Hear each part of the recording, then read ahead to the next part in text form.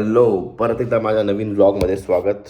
आज मी काय कुठे गेलो नाही, कारण की आज मला खूप जास्त काम होतं आणि रोजसारखं आपल्याला रोज एक ब्लॉग टाकायचा आहे, म्हणून काहीतरी करावं लागेल याचा विचार करत करत मी झालो वेडा. की असंच विचार करत करत मी कंटिन्युअसली काम करतोय. आता मला होते बोर, म्हणून मी आता काही न करता गेम खेळणार आहे. फटाफट आपला गेम लावूया आणि मग बघूया काय करायचं काय नाही. थोड्या वेळाने बघूया बाहेर जायचं, कुठं जायचं कुठे नाही. मित्रही येतील आणि सगळे फ्री होतील, तेव्हा मजा पण येईल. खाली सगळं काम संपलेलं आहे आणि उद्या आमच्या इकडनं रेस होणार आहे, सायकलची रेस. तर त्यासाठी रस्त्यावरती तयारी चालू आहे, ती बघूया काय करताय काय नाही एक्झॅक्टली. सगळे रस्ते प्लेन झालेले, एकदम प्लेन चिकान. बघूया फटाफट काय करताय हे लोक.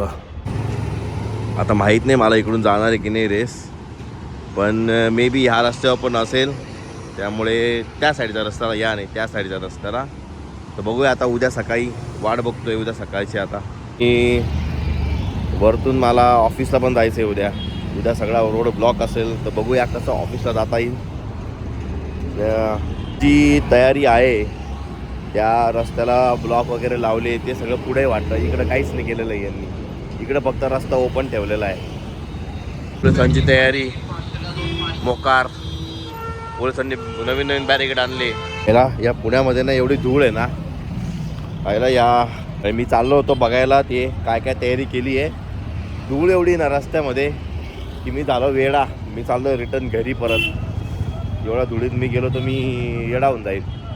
तर त्यापेक्षा घरी बसूया आणि उद्या सकाळी डायरेक्ट बघूया काय रेस होती काय नाही. कोरे करकरीत नवीन बॅरिकेड्स आणले पोलिसांनी उद्यासाठी वापरायला.